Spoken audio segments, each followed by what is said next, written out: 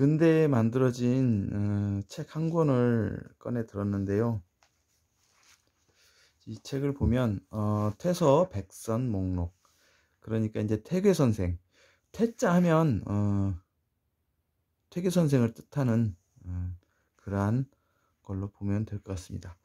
이 책에 그 유명한 사단 칠정 논쟁의 이제 기대승 선생의 그러한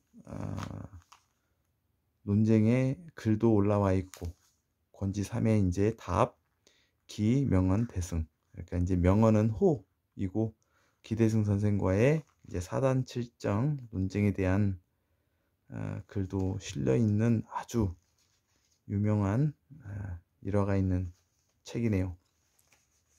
이제 중간에 이제 뭐 다 해석하는 게 학식이 좀 부족해서 잘 알지는 못하지만, 그래도 이제 보다가 눈에 띄는 부분이 있어서 한번 읽어보도록 하겠습니다. 답, 박참판, 순, 병인. 그러니까 이제 박순이라는 인물이 참판, 그러니까 이제 지금으로 치면은 장관급인데, 이 고위 관리와 이렇게 서한을 주고받고 이황 선생이 답신을 보낸 글을 이렇게 적어놨습니다. 한번 읽어보면 앞부분만 한번 보도록 하겠습니다. 일별, 단연, 경모, 량량, 자중지, 례, 욕해, 수한, 우, 황, 오입, 통가, 지미, 이시, 가생지, 도, 감행, 진월, 불지, 소이위, 보, 연, 불가, 무, 일원, 이, 사, 후. 이렇게 한 50글자 정도를 한번 해석해 보면, 한번 이별을 하고 여러 해가 지났는데도 사모하고 그리움이 절절하다. 이제 양양인데, 이러한 단어들은 딱히 정답은 없는 것 같고 문맥에 맞게 이렇게 표현을 하면 될 것 같아요. 딱히 정답은 뭐라고 할 수가 없을 것 같습니다. 자중지례. 이 자중, 호일 수도 있고 사람의 호일 수도 있는데, 만약에 이게 사람의 호라면 이분에 대한 내용이 좀 있어야 될 것 같은데 없는 거 보면, 아들 가운데에 한 아들이 와서 수고롭고 은혜로운 손편지를 전해주니, 황, 그러니까 이제 퇴계 선생이 본인을 쓸 때 이렇게 황자를 씁니다. 그래서 황, 오입. 이 오입은 말 그대로 남녀간의 이 부적절한, 잘못된 그러한 관계를 오입이라고 하는데, 설마 뭐 퇴계 선생이 이러한 일을 했겠냐라고 이렇게 해서 다르게 표현을 해야 되는 거 아니냐라고 하지만, 이게 맞을 것 같습니다.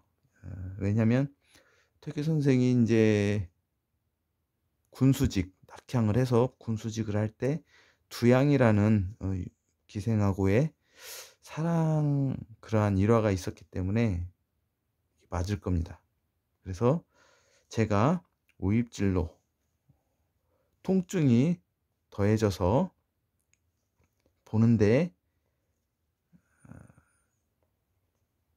가르쳐 보는 게 혼미하고, 그러니까 이제 글을 보는데 좀 집중할 수 없다라는 표현이죠.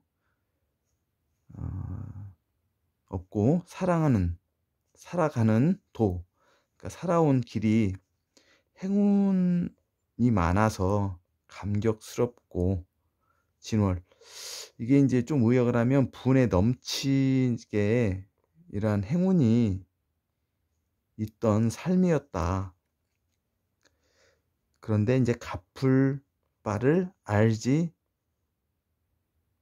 못하겠습니다. 그러나 한마디 말로 사례를, 그러니까 감사하는 표현에 후한 뜻이 없을 수가 없습니다. 해서 인제 이렇게 감사의 편지를 답신을 보낸다라고 이렇게 되어 있는데요.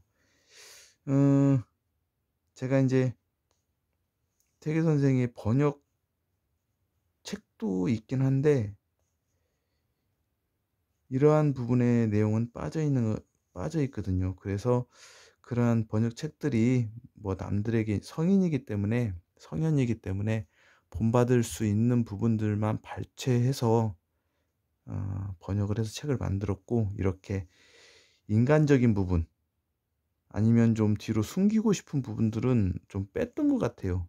그래서 제가 한번 맞춰 봤는데 많이 없는 글들이 많더라고요, 번역본에는. 그래서 보면 어 설마 태교 선생이 이렇게 했겠냐라고 하겠지만, 뭐 우리나라 대대로 성군이신 세종대왕도 자식이 30명 가까이 되는 뭐 그러한 부분이 있기 때문에 굳이 이런 부분 흠을 잡을 필요는 없을 것 같습니다. 오히려 인간적인 부분들을 볼 수가 있어서 좀 색다른 면도 볼 수 있고 해서 그렇습니다.